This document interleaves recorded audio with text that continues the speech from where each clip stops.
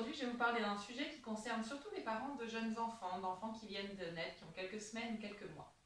Alors vous êtes parent, vous avez peut-être constaté, ou un professionnel de santé, ou quelqu'un de vos entourages vous a fait constater que l'arrière du crâne de votre bébé est un peu aplati, plus aplati que la normale, un petit peu inesthétique. Et ça peut être source d'inquiétude pour les parents.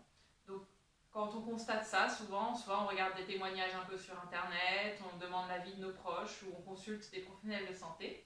Et parfois, on en arrive à la question de est-ce que je dois mettre un casque pour lutter contre la tête plate de cet enfant.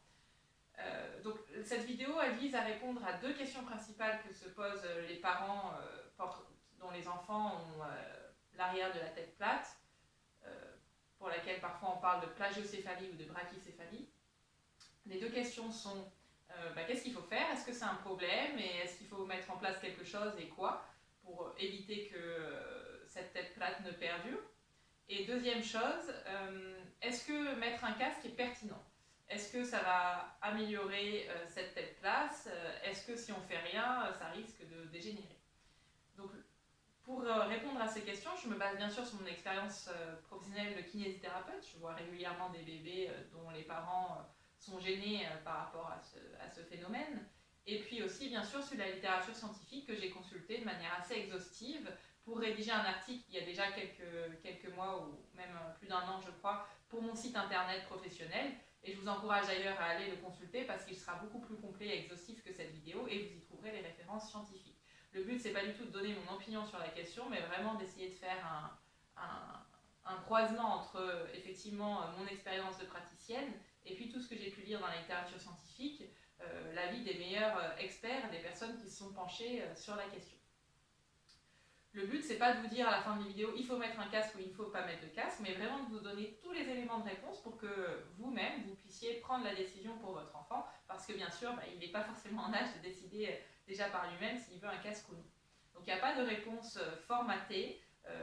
Le but, c'est de faire le point sur les bénéfices éventuels que vous pourriez procurer en mettant un casque, et puis les inconvénients également, et comment aussi évoluera cette tête de votre enfant sans casque. Et après, vous prendrez votre décision en connaissance de cause. Alors avant ça, on va faire quelques rappels sur ce qu'est la plagiocéphalie, pour qu'on parle tous et toutes de la même chose, sur comment on la diagnostique, et puis comment on la prévient et on la traite.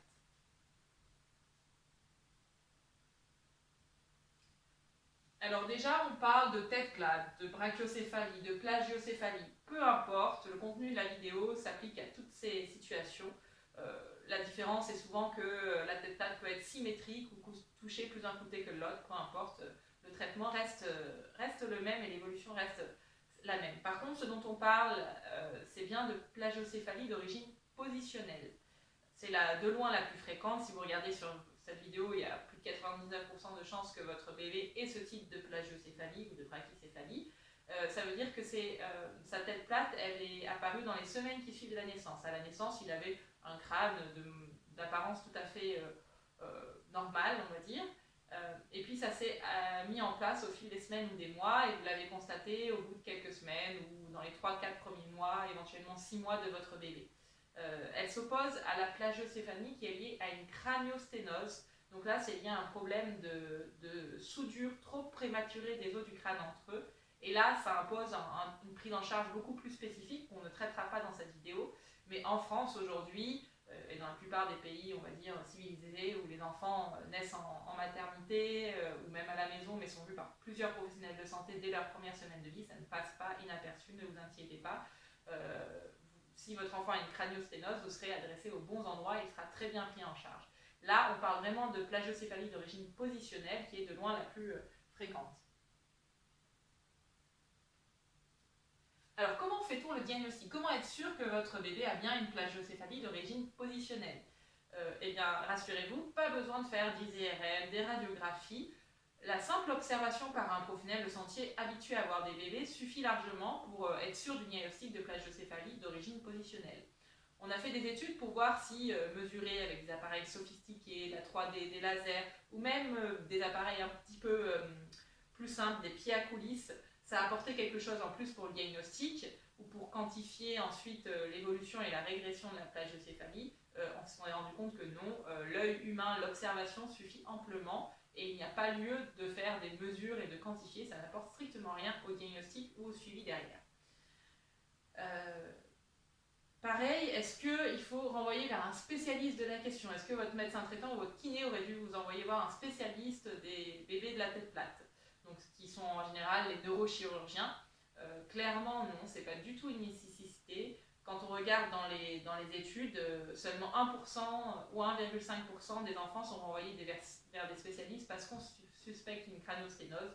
Donc, si vous n'avez pas été envoyé vers un spécialiste, ne vous inquiétez pas, c'est normal et c'est très bien. Ça vous évite des rendez-vous récurrents pas très agréables. Et en plus, chez ces 1%, 1,4% d'enfants qui sont envoyés vers des spécialistes, il y en a seulement 25% derrière qui ont eu une crânosténose. Donc, l'avis de votre médecin généraliste ou de votre kiné suffit amplement.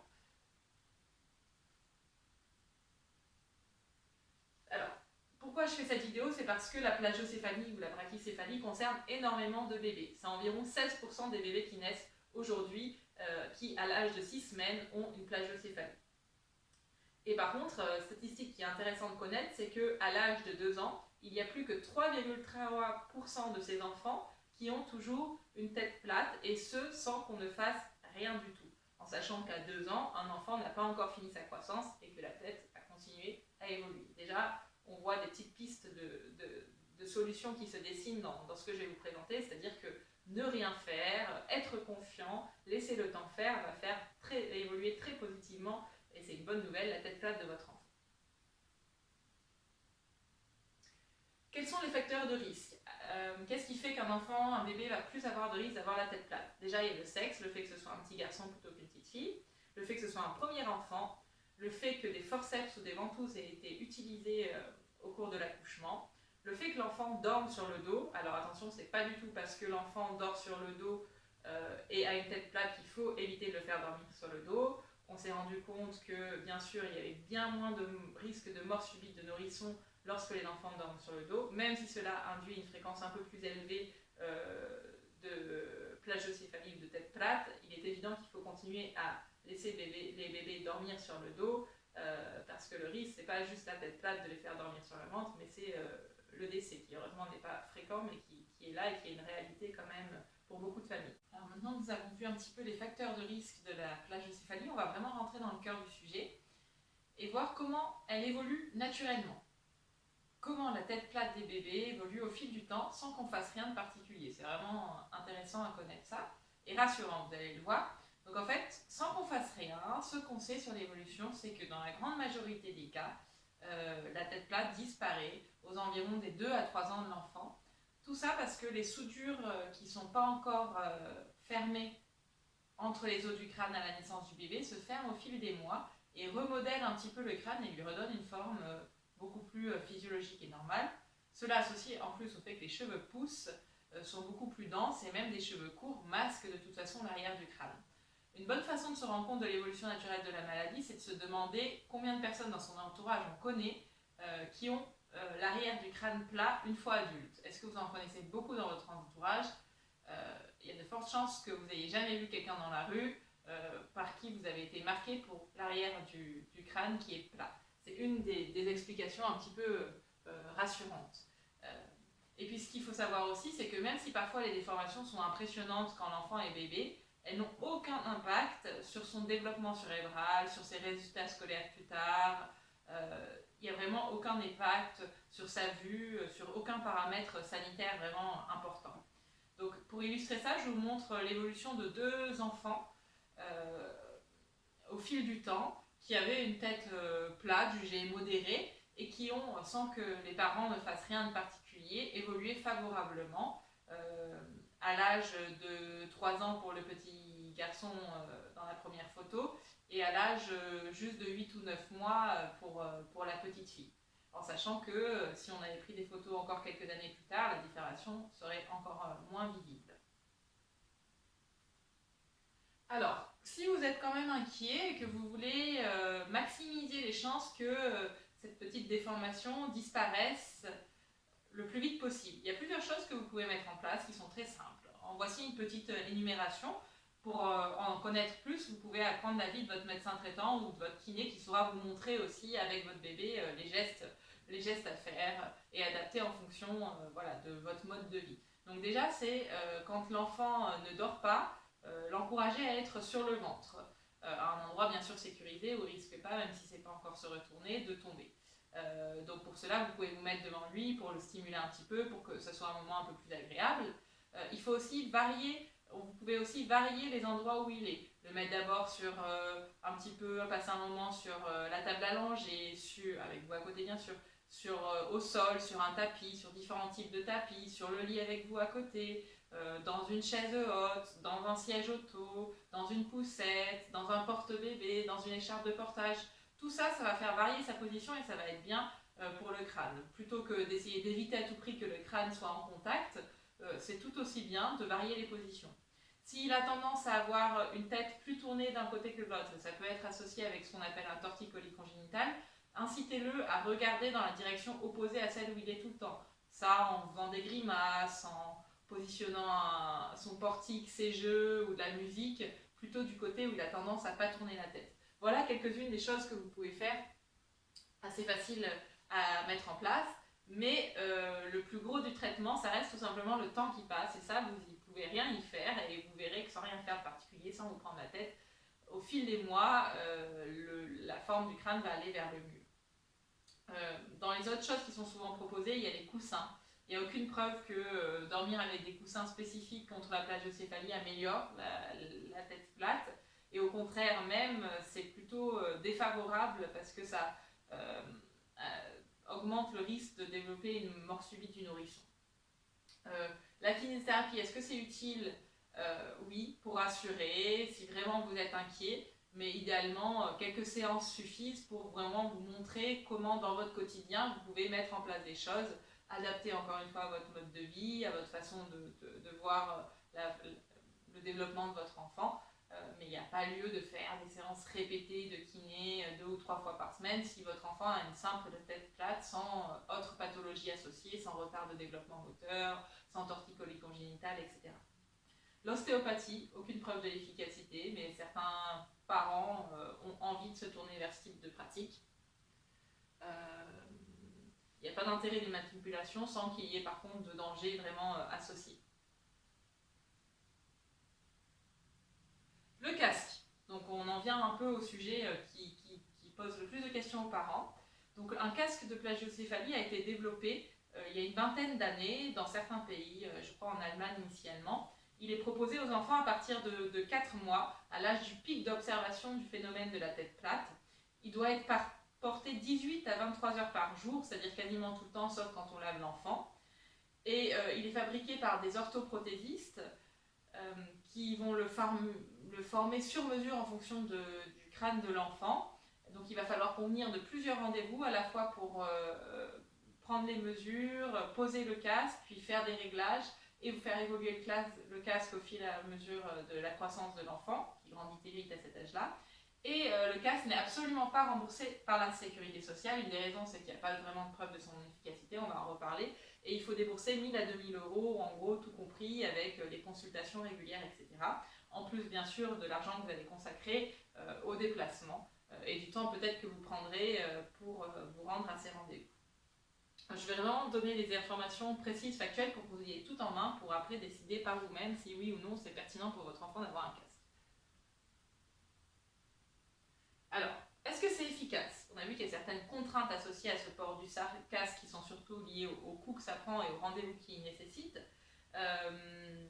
Donc, en fait, ce qu'il faut regarder, idéalement, c'est pas tellement les enfants dans votre entourage qui ont évolué favorablement avec un casque, ni d'ailleurs ceux qui ont évolué favorablement sans casque, parce qu'on ne peut pas être sûr qu'avec ou sans casque, ils aient évolué de la même façon. Ce qu'il faut faire, c'est essayer de regarder sur un grand groupe d'enfants comment les enfants en moyenne évoluent sans casque et comment ils évoluent avec des casques. Il y a une étude qui est très bien faite, qui a été réalisée sur des bébés de 5 à 6 mois à qui on a mis un casque versus des bébés exactement identiques sur plein de paramètres mais à qui on n'a pas mis de casque et à qui on a fait juste une petite visite de réassurance auprès d'un professionnel de santé et on les a suivis pendant 2 ans.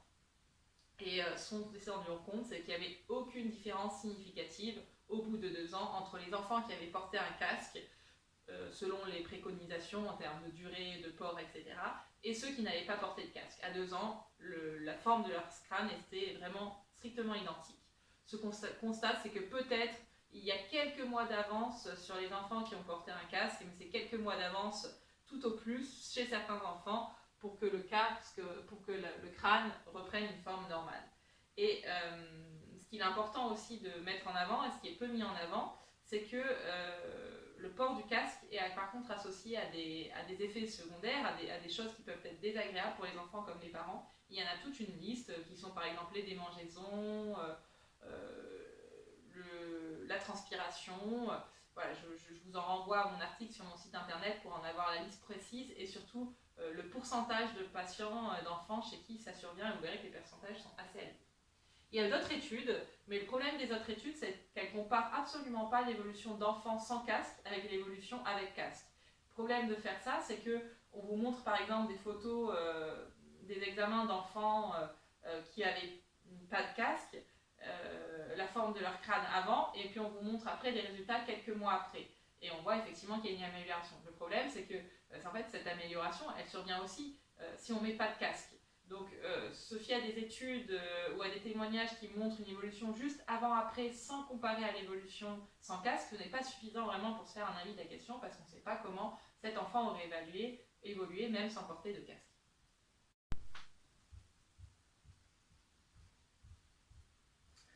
À ce stade, vous vous demandez peut-être, mais alors pourquoi il y a des professionnels de santé quand même, ou des parents même, qui recommandent de porter le casque? Et surtout des professionnels de santé, des médecins, des pédiatres, des neurochirurgiens. Une des explications que j'ai à vous donner par rapport à ça, c'est que on a tous et toutes, en tant que professionnels de santé, un biais à vouloir à tout prix proposer quelque chose aux gens, un traitement, une prise en charge, et pas seulement à leur dire bah, vous inquiétez pas, tout va aller bien avec le temps. Les gens souvent ils viennent, ils ont pas forcément, on a l'impression qu'ils n'ont pas besoin juste d'être réassurés, on veut leur proposer quelque chose. Et donc dans ce cadre-là, dans la plagiocéphalie, ça peut être les gens peuvent avoir envie de recommander ce casque. L'autre explication, c'est tout simplement que les professionnels de santé ne sont parfois pas au courant de la littérature scientifique qui est consacrée au sujet et qui peuvent fier leur opinion et leurs conseils uniquement sur les expériences qu'ils ont eues, les témoignages qu'ils ont eus de certains de leurs patients ou de confrères ou consoeurs ou d'orthoprothésistes qui fabriquent ces appareils et pas de se référer à la littérature scientifique qui est consacrée. L'autre explication aussi, c'est que parfois les parents ont déjà fait leur avis avec leurs connaissances, leurs recherches sur internet et c'est difficile en tant que professionnel de santé des fois de se positionner, d'avoir un avis très divergent par rapport face à des parents en tout cas inquiets qui ont déjà un peu trouvé leur piste de solution. L'autre explication aussi, c'est que quand on regarde les témoignages sur internet, les livres sur le sujet, tout présente la plagiocéphalie comme un gros problème de santé publique, presque le problème du XXIe siècle, alors qu'en fait, c'est pas du tout un problème significatif par rapport à d'autres, parce que ça n'a aucune conséquence, on va dire, en termes de développement cérébral, de retard de développement moteur, etc. Donc il y a un peu un biais à présenter les choses de cette manière-là, et les gens sont souvent exposés plutôt à cette documentation. Et donc c'est pour ça que j'ai eu envie de faire cette vidéo, pour vous exposer vraiment des choses un petit peu plus factuelles et puis divergentes avec ce qu'on voit souvent sur internet sur le sujet. Et puis pour terminer, je vous expose à 2 témoignages donc qui ont une valeur uniquement illustrative, mais qui sont des témoignages que l'on voit peu quand on cherche des informations sur le casque. On va plutôt voir des témoignages de parents très contents d'avoir investi dans le casque pour leur enfant. Et puis ça me semblait pertinent de vous exposer aussi à des témoignages différents à ce sujet, pour bien sûr avoir des informations plus approfondies, plus précises, plus sourcées sur ce sujet de la tête plate et de l'évolution de la tête plate avec ou sans casque. Je vous en renvoie vraiment à mon site internet avec cet article que j'ai pris le temps de bien relire, ce qui est plus difficile à faire par vidéo. Je vous remercie.